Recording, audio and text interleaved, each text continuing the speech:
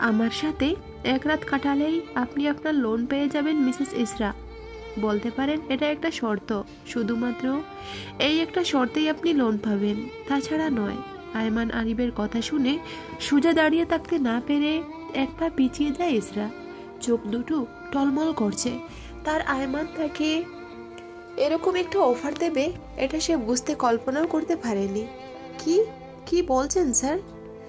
আমি বড় একটা বিপদে পড়ে অন্য কোনো পথ না খুঁজে পেয়ে এসেছি লোনের জন্য। আপনি কি না বিপদে আমার সাথে তামাশা করছেন? আপনার সাথে কি আমার তামাশার সম্পর্ক মিসেস ইসরা?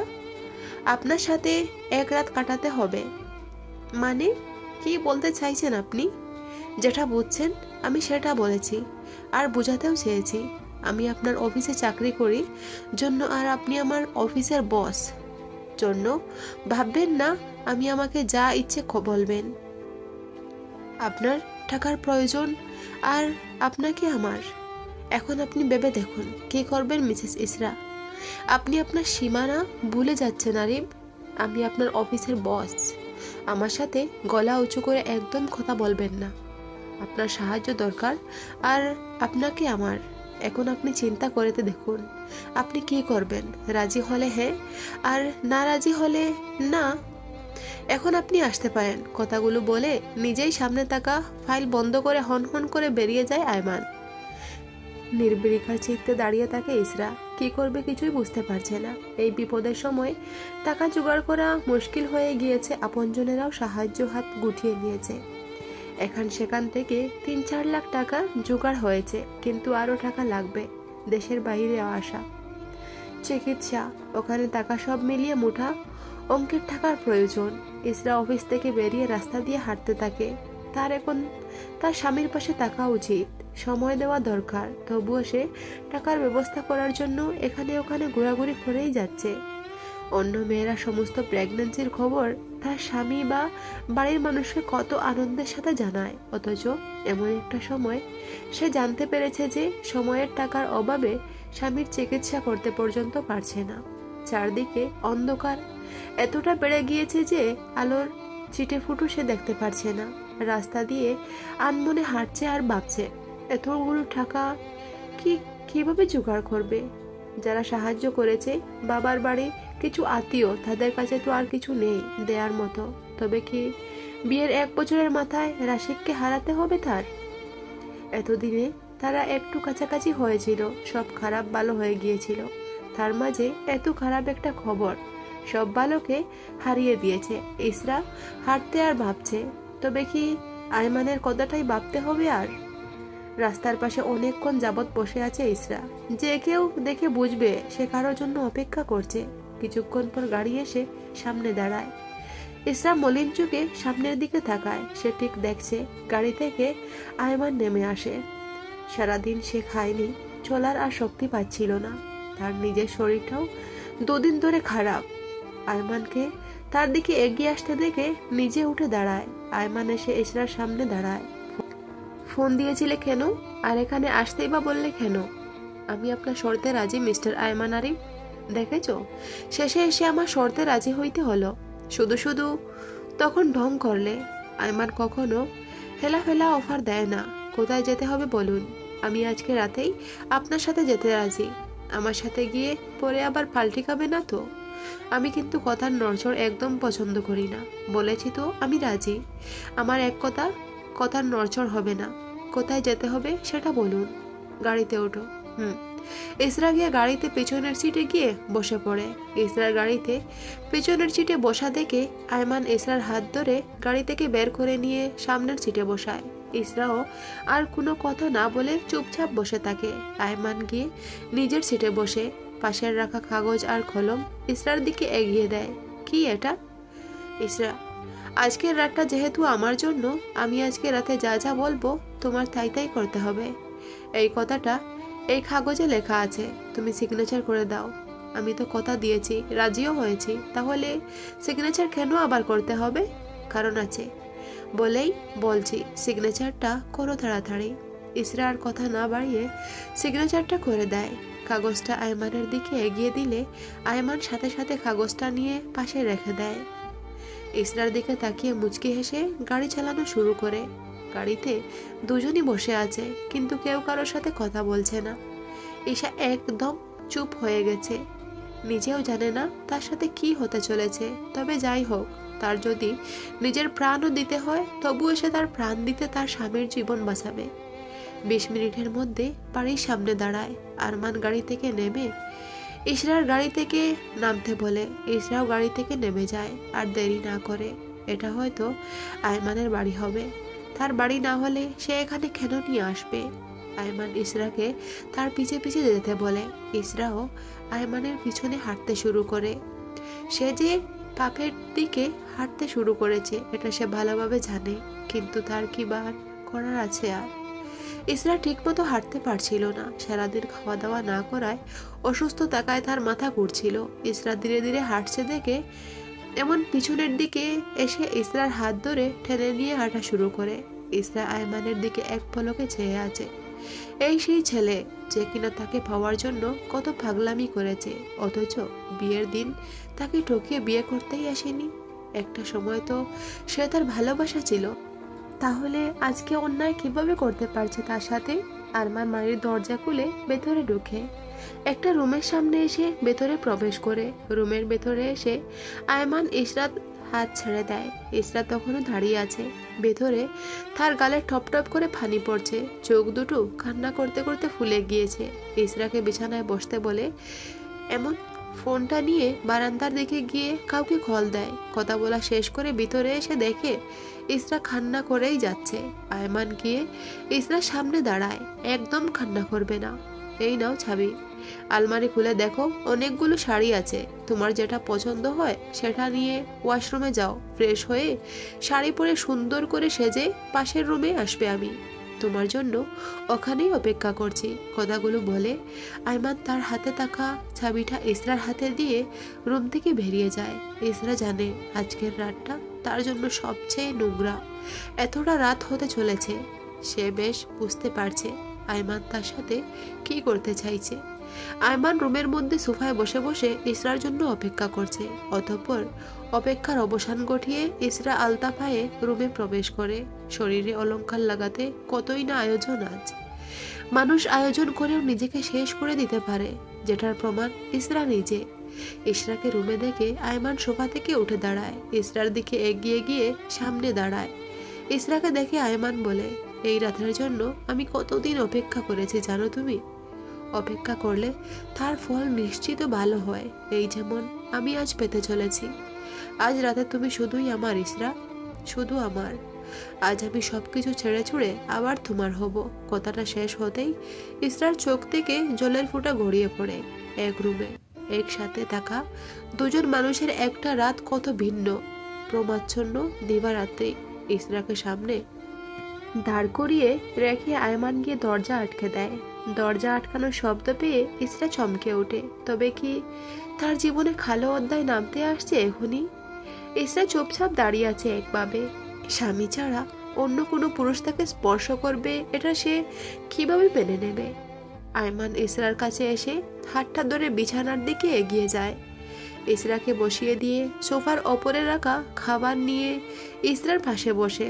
ইসরা আবারও তাকিয়ে আছে আয়মানের দিকে। সে আসলে কি করতে চাইছে তা ইসরা বুঝতে পারছে না। নাও খাবার খেয়ে নাও ইসরা। খাবার? হ্যাঁ, মুখ তো পুরো শুকিয়ে গেছে, সারাদিন হয়তো কিছু খাওনি। আপনাকে এত কিছু ভাবতে হবে না। রাতটা তো আপনার, কাজে লাগানোর কথা। যেভাবে ইচ্ছে তো সেটা না করে এসব করে সময় কেন নষ্ট করছেন আপনি? রাতটা তো আমি নিয়ে নিয়েছি। এই রাতে আমি কি করব কি না করব সেটা তোমার ভাবতে হবে না। হা করো, আমি খাইয়ে দিচ্ছি। আমি খাবো না। আর আপনার হাতে খাবার খেলে খাবারকে অসম্মান করা হবে। ভুলে যেও না, তোমার টাকা পেতে হলে তোমাকে আমার মন রাখতে হবে। তুমি এটা ভেবো না যে তুমি আমার সাথে আজে বাজে কথা বলবে আর আমি সহ্য করে নেব। আমার সাথে খারাপ ব্যবহার করলে, আমার কথা শুনে না চললে তুমি কিন্তু টাকা পাবে না ইসরা। এই যে ব্যাগটা দেখছো, ওখানেই তোমার জন্য পুরো টাকা রাখা আছে। তোমার সেটা পরিশোধও করতে হবে না কখনো। ওই 5 লাখ টাকা তোমার এক রাতের দাম। আমি আপনার ব্যবহারে অবাক হয়ে যাচ্ছি। কতটা নিচু হয়ে গেছেন আপনি। এই নাকি আপনি আমাকে ভালোবাসতেন, পেতে চাইতেন। কেন? তোমার কি কোনো সন্দেহ আছে নাকি? আদৌ কোনোদিন ভালোবেসেছিলেন নাকি? সেটাই সন্দেহ আছে। চুপচাপ খেয়ে নাও। বললাম তো খাবো না আমি। ইসরা, আমার কথা অবাধ্য হবে না একদম। আমার রাগ বিষয়ে তোমার ধারণা আছে নিশ্চয়। নাও, খেয়ে নাও। অবাধ্য হলেই স্বামীকে হারাবে। ইসরা আর কিছু না বলে না। কি বা বলবে? সবাই তো আর স্বামীর মতো হয় না যে স্ত্রীর আবদার রাগ নির্দ্বিধায় সহ্য করবে। আয়মান খাবারের লোকমা ইসরার মুখের সামনে ধরলে কয়েক সেকেন্ড স্থির থেকে খাবারটা খেয়ে নেয়। খাওয়া শেষ করে ইসরাকে বসিয়ে রেখে আয়মান পাশের রুমে যায়। ইসরা একা একা বসে অপেক্ষা করছে। তার সাথে তো আজকে অনেক খারাপ কিছু হওয়ার কথা, আর তার প্রস্তুতিও নিয়ে রেখেছে সে। তাকে কি করতে হবে, কি করলে কি হবে, সবকিছু ভেবে রেখেছে সে। এখন শুধু বসে বসে সেটার প্রহর গুনছে। বাসায় তার স্বামী একা আছে। সে কল করে বলেও রেখেছে যে আজ বাসায় ফিরতে পারবে না, সে তার বান্ধবীর বাসায় থেকে যাবে। যদিও কথাটা অনেক কষ্টে তার স্বামীকে মেনে নিতে হয়েছে, কিন্তু আজ সারা রাত সে ঘুমাতে পারবে না, সেটা ইসরা জানে। আয়মান হাতে কিছু একটা নিয়ে রুমে প্রবেশ করে আবার দরজা আটকে দেয়। ইসরার কাছে এসে বসে ইসরা খেয়াল করে তার হাতে বউ ওড়না। ইসরার মুখের উপর আসা ছোট চুলগুলো সরিয়ে দিতে গেলেই ইসরা নিজের মুখটা সরিয়ে নেয়। আয়মান তার হাতে থাকা ওড়নাটা ইসরার দিকে এগিয়ে দেয়। এই ওড়নাটা মাথায় পরে নেবে ইসরা?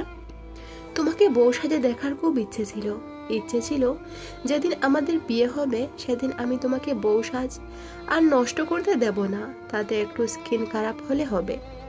আমি তোমাকে বিছানায় বসিয়ে এক পলকে দেখে যাব। তোমার রূপে আমি জলসে যাব বলে সিদ্ধান্ত নিয়েছিলাম। তুমি যখন ঘুমিয়ে যাবে তখন আমি তোমার ঘুমন্ত মুখখানা দেখব। মাঝে মাঝে তোমার কপালে চুমু দেব, আর তুমি জানতেও পারবে না। এতই যখন ইচ্ছে তাহলে বিয়েটা কেন করতে আসেননি বলুন?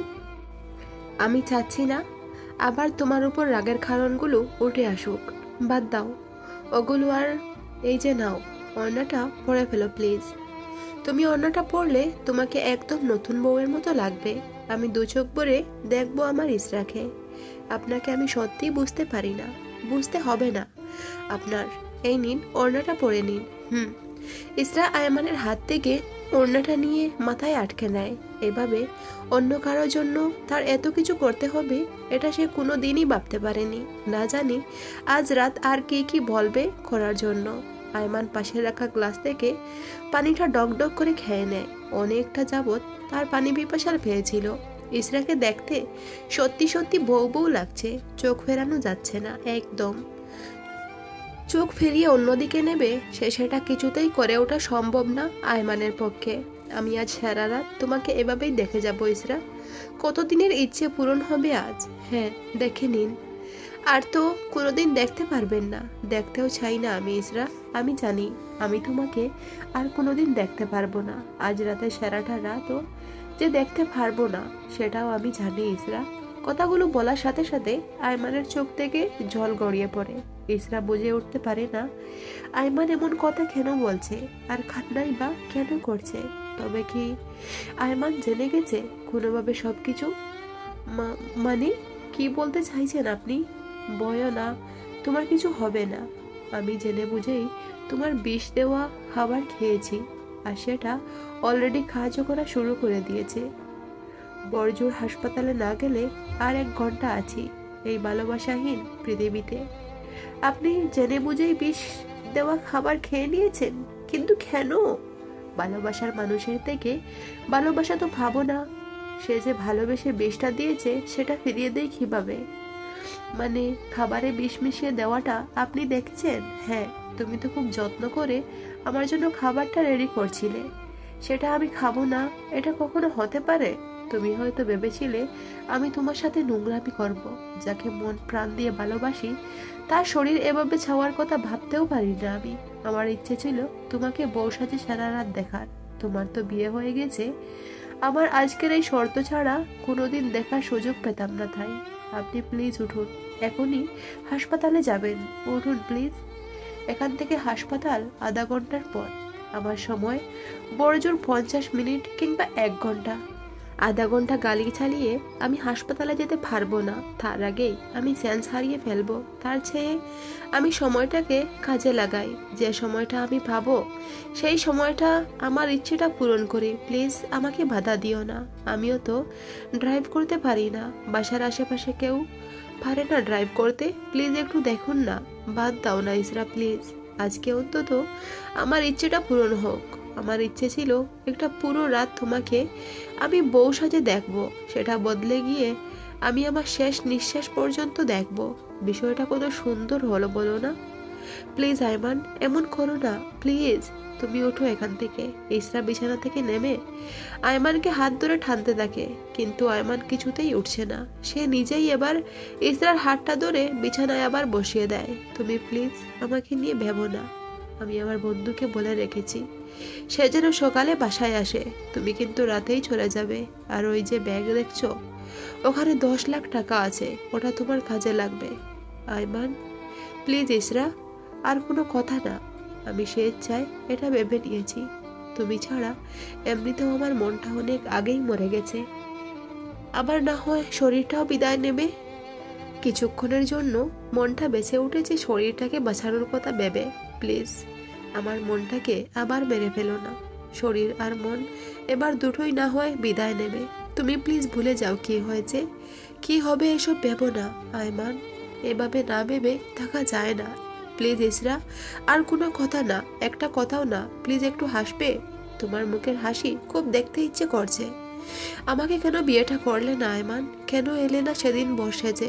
আমাদের জীবনটা তো অন্যরকম হতে পারতো, কেন হলো না? ইসরা কিছুক্ষণ আগ পর্যন্ত আয়মানকে ঘৃণা করে যাচ্ছিল, কিন্তু এখন তার মনে বিন্দুমাত্র ঘৃণা নেই। শুধু যা আছে সেটা হচ্ছে আফসোস। সে মানুষটা তাকে এত ভালোবাসে, তার সাথে থাকতে না পারার আফসোস। বারবার চোখের পানি মুছেই যাচ্ছে ইসরা। ওদিকে আয়মান নিজেও চোখের পানি মুছে যাচ্ছে। কেন আমি সেদিন বিয়েতে আসতে পারিনি সেটা তোমার অজানাই থাকুক ইসরা। সেই অজানা কথা জানলে অনেকের প্রতি থাকা ভালোবাসা কমে যাবে। আর আমার এটুকু জীবনে আমি সেটা চাই না। তুমি প্লিজ অতীত ভুলে যাও, চোখের পানি মুছে একটু হাসো প্লিজ। ইসরা আয়মানের ক্ষমতা মতো চোখের পানি মুছে নেয়। সে নিজেও আয়মানের দিকে এক পলকে তাকিয়ে আছে। আয়মান ধীরে ধীরে নিস্তেজ হয়ে যাচ্ছে। দেখতে খুব ক্লান্ত লাগছে।